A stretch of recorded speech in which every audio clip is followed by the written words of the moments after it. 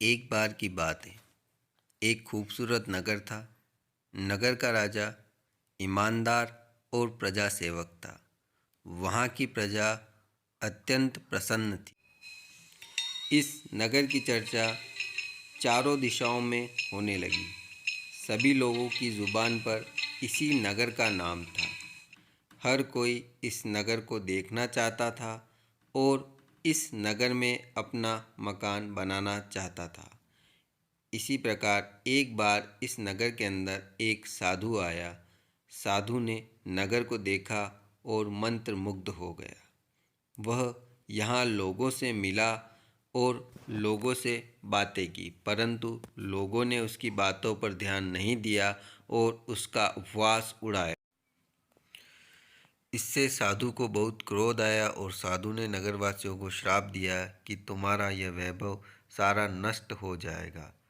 इतना कहकर साधु चला जाता है और कुछ दिनों के बाद तीन चुड़ैलों ने राज्य में आग लगा दी और राज्य में बहुत नुकसान हुआ।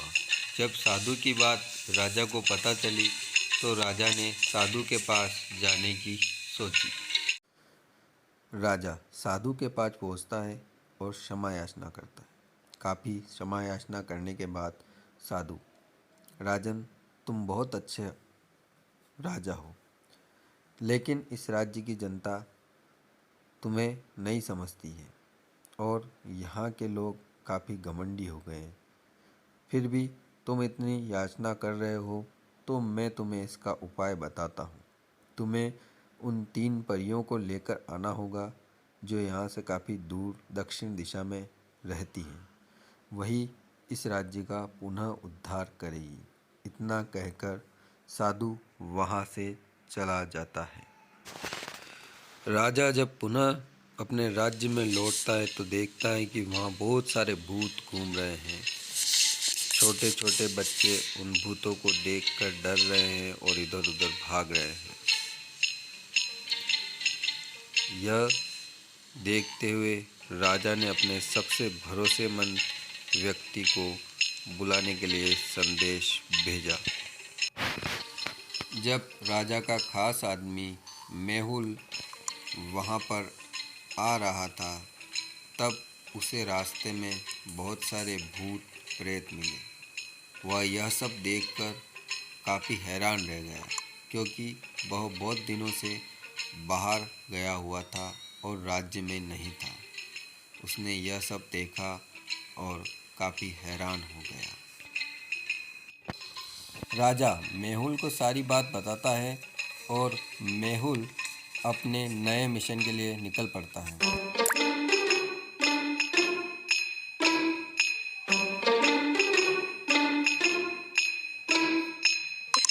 मेहुल जैसे ही जंगल में घुसता है उसे एक मरा हुआ आदमी दिखाई देता है।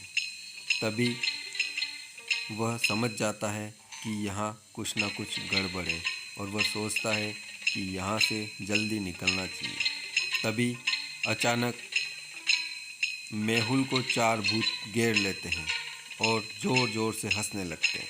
हा हा हा हा हा हा। यदि तुम बचना चाहते हो तो हमें तुम्हें मुक्त करना होगा। उसके बाद ही तुम यहाँ से बच के जा सकोगे।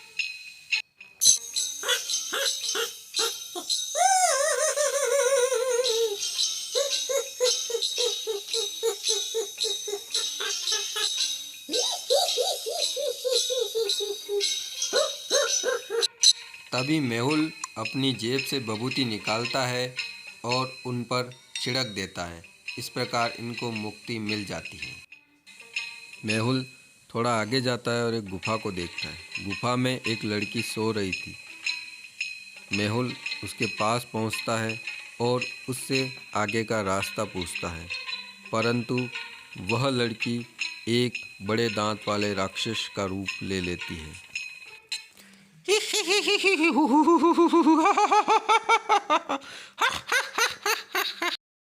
तुम्हें अगर आगे का रास्ता चाहिए तो रास्ता तो मैं तुम्हें बता दूंगा, लेकिन मैं तुम्हें 3 दरवाजों वाला रास्ता बताऊंगा।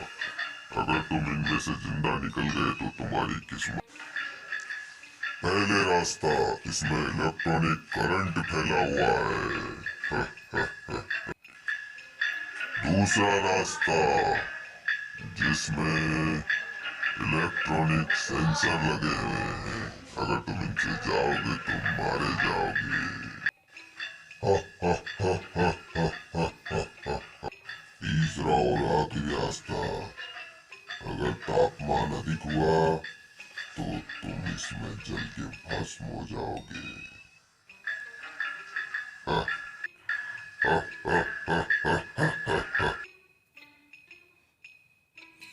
तभी मेहुल तीनों दरवाजे के बारे में गौर से सोचता है और वह अंतिम दरवाजे को सेलेक्ट करता है तथा उसमें से निकलने के लिए आगे बढ़ता है और वहाँ से वह सुरक्षित निकल जाता है।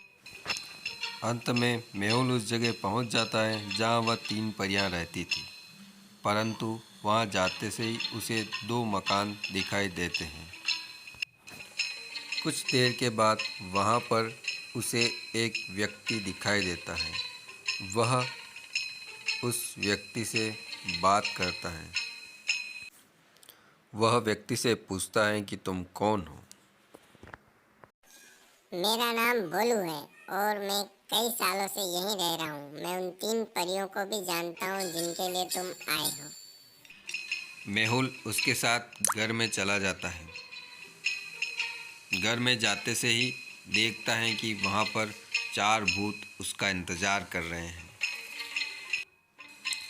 भूतों को देखकर मेहुल घबरा जाता है और थोड़ी देर बाद वह उनकी एक एक की प्रॉब्लम को सुनता है। ये लोग मुझे खून नहीं पीने देते हैं। मेरे हिस्से का खून भी ये लोग पी जाते हैं और जब भी मैं किसी को पकड़ के यहाँ लाती हूँ तो ये उसे भी खा जाते हैं। तुम मुझे इनसे कहीं दूर ले चलो। ये तुम्हें खाना चाहती है, जरा बच के रहना। फंस गए ना अंकल। मेहुल अपनी जेब से एक बोतल निकालता है और उस बोतल का पानी उन भूतों पर छिड़क देता है। ऐसे वे सारे भूत मर जाते हैं।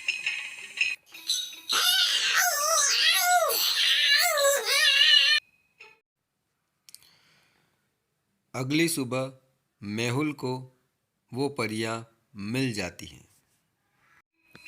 मेहुल तीनों परियों से अलग अलग बात करता है। तुम बहुत अच्छे हो, मैं तुम्हारे साथ चलने के लिए तैयार। ठीक है, मैं तुम्हारे साथ चलूंगी और तुम्हारे गांव की हालत को सुधार दूंगी। ठीक है, जब ये दोनों चलने के लिए तैयार हैं तो मैं भी चलूंगी। मेहुल और परियों के विमान में बैठकर उस राज्य के लिए रवाना हो जाते हैं तथा कुछ ही देर में वहाँ पर पहुँच जाते हैं। वहाँ पर पहुँचते से ही राजन उसका स्वागत करते हैं। परियां राज्य को पहले के जैसा कर देती है तथा फिर से लोग हंसी खुशी के साथ रहने लगते हैं। For more updates, like, share and subscribe.